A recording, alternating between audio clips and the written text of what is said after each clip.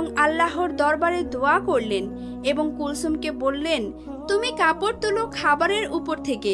খাবারের পাত্রের উপর থেকে যখন কাপড় সরালেন তখন দেখলেন সকল কয়লায় পরিণত হওয়া খাবার আগের অবস্থায় ফিরে এসেছে।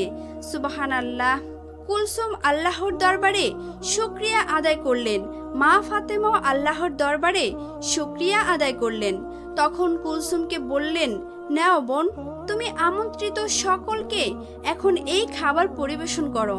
কুলসুম ফাতেমাকে ধন্যবাদ দিয়ে বলল, তুমি আমাকে ক্ষমা করে দাও। অহংকারের বশে, অর্থ সম্পদের লোভে আমি অন্ধ হয়ে গিয়েছিলাম। প্রিয় দর্শক, রাসূলুল্লাহ সাল্লাল্লাহু আলাইহি ওয়াসাল্লাম বলেছেন, যার অন্তরে একটি সরিষা দানা পরিমাণ অহংকার থাকবে সে জান্নাতে প্রবেশ করতে পারবে না। সহিহ মুসলিম। তাই অহংকার নয়, বিনয় হলো একজন মুমিনের গুণ। আল্লাহ রাব্বুল আলামিন আমাদের সবাইকে অহংকার থেকে দূরে থাকার তৌফিক দান করুক, আমিন। তারপর মা ফাতেমা ও কুলসুম নবী করিম সাল্লাল্লাহু আলাইহি ওয়াসাল্লামের কাছে আসলেন।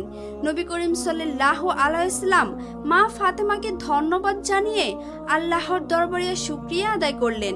প্রিয় দর্শক, কুলসুমের মেজবানের এই ঘটনাটি ইসলামিক অনেক বইতেই উল্লেখ রয়েছে।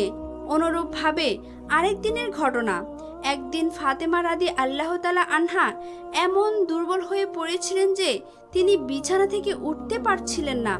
এই ঘটনা হযরত মুহাম্মদ সাল্লাল্লাহু আলাইহি ওয়াসাল্লামের কাছে পৌঁছালে নবী করিম সাল্লাল্লাহু আলাইহি ওয়াসাল্লাম ফাতেমাকে দেখার জন্য তার বাড়িতে তাশরিফ আনলেন। নবী করিম সাল্লাল্লাহু আলাইহি ওয়াসাল্লাম ফাতেমার দরজায় উপস্থিত হয়ে ফাতেমাকে ডাকতে লাগলেন, কিন্তু ভিতর থেকে কোনো আওয়াজ আসছিল